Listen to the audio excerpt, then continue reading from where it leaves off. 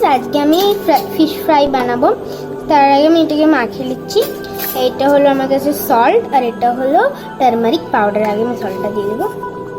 এটা হলো turmeric powder, এটাও আমি দিয়ে দিয়েছি। এবার এটাকে মিক্স করে নেবো। জানেন ফ্রেন্ড, এটাকে আমি এরকম করে মিক্স করছি কেন কি আমি হাত দিয়ে করবো তো আমার হাতে কাটা পুঁতে যাবে না, আমাকে ভয় লাগে, সেই জন্য আমি এরকম করে মিক্সটা করছি। আমার ফিশটা ম্যারিনেট করা হয়ে গেছে, আর আমি এখানে কড়াই দিয়ে দিয়েছি, আর এর মধ্যে একটু তেল দিয়ে দেবো এবার। তো ফ্রেন্ডস, আমাকে অনেক খুব ভয় লাগে এরকম করে কড়াইতে, এটা গরম হয়ে গেছে অনেক। তো এবার আমি স্পুনের হেল্পে আমি এরকম করে উঠিয়ে উঠিয়ে কড়াইতে দিব।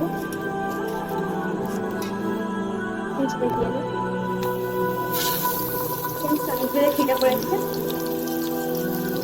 ফ্রেন্ডস, এবার এটা আস্তে ফ্রাই করবো। সবগুলোকে আস্তে আস্তে দিই।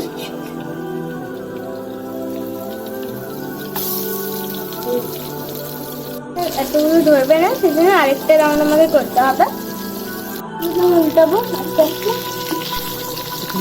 ফ্রেন্ড, কত সুন্দর লাল হয়ে গেছে। এটাকে উল্টে দিলাম, এবার এটাকে উল্টে দিচ্ছি।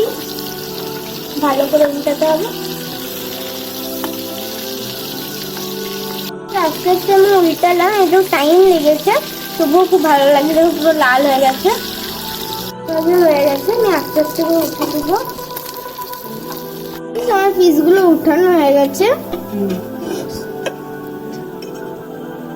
তো ফ্রেন্ডস, আমার সেকেন্ড রাউন্ডের পিস দুটো বাকি আছে, বা আস্তে আস্তে এটাকে ছেড়ে দেবো।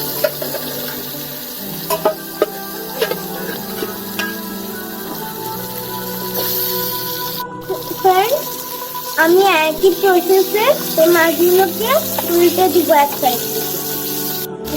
তো ফ্রেন্ডস, আমার এই পিসগুলো ভাজা হয়ে গেছে। এবার আমি এটা প্লেটে তুলে নেব। আপনি এই ফিশগুলো যদি ঝোল বানান তবে এটাকে একটু ডিপ ফ্রাই করবেন, আর এটা দিয়ে চচ্চড়ি বানান তবে এটাকে একটু লাইট ফ্রাই করবেন। আপনাদেরকে আমাদের এই ফিশ ফ্রাই রেসিপিটা আপনাদের কেমন লেগেছে কমেন্ট বক্সে বলবেন, আর লাইক, সাবস্ক্রাইব এন্ড শেয়ার করতে ভুলবেন না। আসসালামু আলাইকুম ফ্রেন্ডস,